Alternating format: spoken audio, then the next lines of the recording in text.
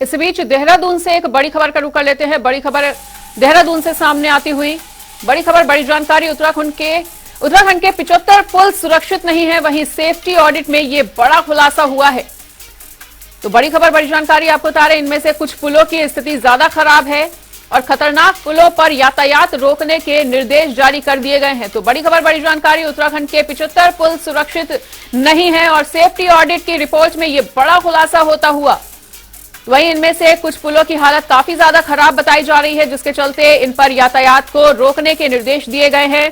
और उत्तराखंड में भारी बारिश के बीच पुलों की सुरक्षा ऑडिट रिपोर्ट ने एक बार फिर से टेंशन को बढ़ा दिया है। पीडब्ल्यूडी ने जारी की है चेतावनी। वहीं इन पुलों पर यातायात को तत्काल रोकने के निर्देश जारी कर दिए गए हैं।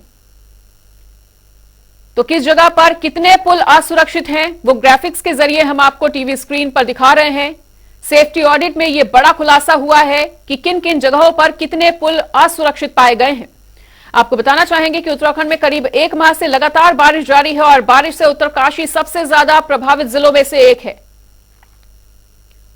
तो पहाड़ी राज्य उत्तराखंड के लिए इस बार बारिश का मौसम आफत बनकर आया है और बारिश के कारण नदियां और नाले उफान पर हैं। दूसरी ओर पहाड़ों से लगातार भूस्खलन भी हो रहा है, जिसके चलते प्रमुख नेशनल हाईवे, स्टेट हाईवे और संपर्क मार्ग पूरी तरह से बंद हैं। इसी बीच पीडब्ल्यूडी विभाग की ओर से किए गए पुलों के ऑडिट ने सरकार की चिंता को और भी ज्यादा बढ़ा दिया है, जहां पर 75 पुल असुरक्षित पाए गए हैं।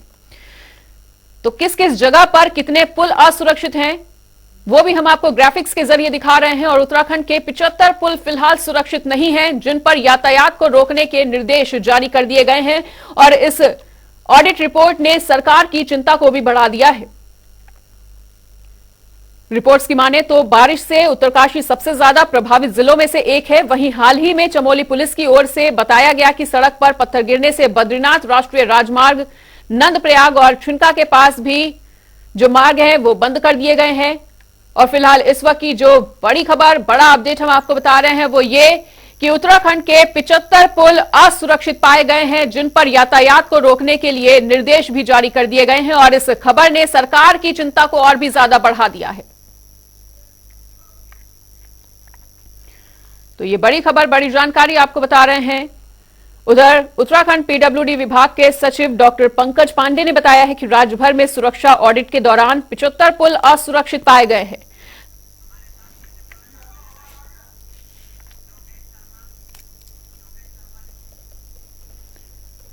तो 75 पुल असुरक्षित पाए गए हैं।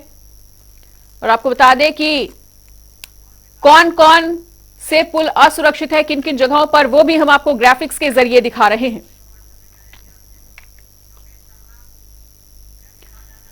और हमारे साथ तीन अलग अलग जगहों से तीन अलग अलग सहयोगी जुड़ चुके हैं। तो सबसे पहले रुक कर लेते हैं योगेश का। योगेश, 75 पुल असुरक्षित पाए गए हैं उत्तराखंड में। ऑडिट रिपोर्ट में ये बड़ा खुलासा हुआ है, जिसके बाद सरकार की चिंता अब काफी ज्यादा बढ़ चुकी है। सरकार के सामने कितनी बड़ी चुनौती? सबसे बड़ी बात यह है, प्रदेश की एक सबसे बड़ी खबर यह है कि प्रदेश में जो 75 पुल है वो असुरक्षित है। सेफ्टी ऑडिट में बड़ा खुलासा हुआ है। पिछले दिनों जब कोटद्वार के मालन नदी में एक पुल गिरा था, उसके बाद कहीं ना कहीं एक बड़ा मामला सामने आया था, जिसके बाद सरकार ने ये सेफ्टी ऑडिट कराया, जिसमें एक बड़ी खबर ये सामने आई है, 75 पुल जो है असुरक्षित हैं, जिनमें कभी भी कोई खतरा हो सकता है। यातायात पर रोक लगाने के आदेश भी दिए गए हैं। मैं आपको बताऊं, जिसमें नैनीताल जिले से 2 पुल हैं, देहरादून से 13 हैं, चमोली से 9, टिहरी से 7, ऐसी पूरे प्रदेश के 75 पुल हैं जिनमें यात्रा असुरक्षित है। अब इसके बाद देखना होगा कि प्रशासन क्या कुछ कार्रवाई करता है, क्या पुलों पर यातायात पूरी तरीके से रोक दिया जाता है। हालांकि अभी जिलों के जो पुलों की संख्या बताई गई है, इनके नामों का खुलासा नहीं किया गया है कि जिलों में कौन कौन से ऐसे पुल हैं जो असुरक्षित हैं। जी बिल्कुल, यशराज भी हमारे साथ जुड़े हुए हैं, उनका रुख कर लेते हैं। यशराज, आपके इलाके में, आपके जिले में लगभग कितने पुलों को असुरक्षित पाया गया है? बिल्कुल, मैं बताना चाह रहा हूँ कि देहरादून जिले में करीब 13 पुल असुरक्षित पाए गए हैं, जहां पर यातायात को भी रोक दिया गया है, क्योंकि वहां पर भारी यातायात को, वाहन को प्रवेश करने से रोक दिया भी गया है। वहीं साथ ही साथ कुछ ऐसे भी पुल है जहां पर छोटे वाहन यानी कि मोटरसाइकिल, कार को भी रोक दिया गया है, ताकि पुल के कुछ भाग जो है वो धंस गए हैं। कुछ पिलर 2-3 मीटर वो धंस चुकी है अंदर ही। तो इस प्रकार को देखते हुए पुल अपने आप को असुरक्षित यहाँ पर पुल हो गया है।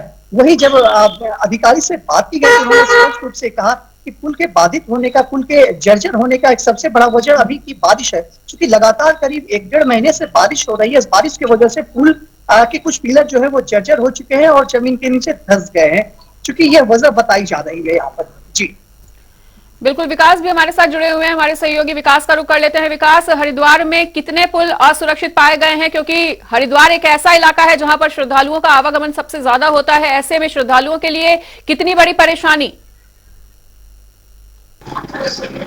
बिल्कुल मैं आपको बताना चाहूंगा, हरिद्वार जिले में जो है सेफ्टी ऑडिट की जो रिपोर्ट गई है वहां पर यहाँ पर जो है 6 पुल पूरी तरह से जर्जर हालत में यहाँ पर पा गए, जिसकी रिपोर्ट अब जो है सरकार को भेजी जा रही है। हम अगर हरिद्वार जिले की बात करें तो हरिद्वार में जिससे जो यात्री लगातार यहाँ पर पहुंचते तो कहीं ना कहीं उनकी सुरक्षा को देखते हुए सरकार ने इसको तत्काल आवाजाही बंद करने के निर्देश दिए हैं, ताकि किसी प्रकार से कोई भी जानमाल का नुकसान ना हो। हालांकि भारी बरसात के चलते जिस तरह से पुलों की जर्जर जो हालत हुई है कहीं ना कहीं बड़ी चिंताजनक है, क्योंकि जिस तरह जो फिलहाल हरिद्वार के जो 6 पुल और फिलहाल जो है जर्जर हालत में यहाँ पर मिले, तो कहीं ना कहीं चिंता की बड़ी बात मनीषा ये भी है कि जिस तरह से हरिद्वार में लगातार देश विदेश से जो यहाँ पर श्रद्धालु पहुंचे भारी संगम, तो ऐसे में टैक्सी को देखते हुए सरकार ने पूरी तरह से आवाजाही बंद करने के जो निर्देश दिए हैं। हालांकि भी आपको मैं दिखाना चाहूंगा कि पलावपुर में खड़ा हूँ फिलहाल, यहाँ भी फिलहाल स्थिति जो है पुल की जर्जर यहाँ पर पाई गई है। कहीं ना कहीं बारिश के द्वारा इस यहाँ की जो स्थिति है वो भी यहाँ पर डगमगाई है। कहीं ना कहीं जिस तरह से जो पुल है हरिद्वार के कहीं ना कहीं फिलहाल अभी जो जर्जर हालत में यहाँ पर बारिश के द्वारा हुए हैं, तो ऐसा में जो सरकार ने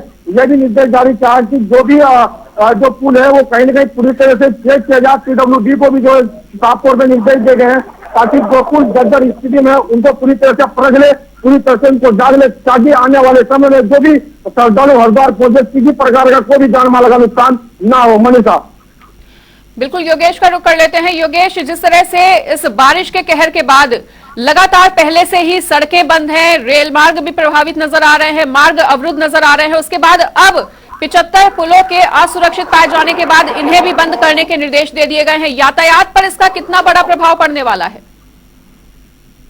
देखिए, लगातार जिस तरह से पूरे प्रदेश में बारिश का दौर जारी है, पहाड़ों पर कई जगह सड़कें बंद हो रही है, मलबा लगातार गिर रहा है, भूस्खलन हो रहा है, कई घरों को भी उससे नुकसान हुआ है। लेकिन अब जो 75 पुलों की बात आई है, अगर 75 पुलों पर से यातायात बंद कर देते हैं तो सबसे बड़ी बात यह है कि अस्थायी व्यवस्था क्या होगी, उनसे यातायात किस तरह से सुचारू होगा। तो सबसे बड़ी बात यह है कि पहाड़ों में कुछ ऐसे जनपद हैं जहां से जिला मुख्यालय का संपर्क पूरी तरीके से टूट जाएगा, कनेक्टिविटी टूट जाएगी, रोड कनेक्टिविटी प्रभावित हो जाएगी इन पुलों को अगर बंद किया जाता है। तो अब देखना यह होगा प्रशासन और सरकार का अगला रुख क्या होता है, इन पुलों पर यातायात कब बंद किया जाता है।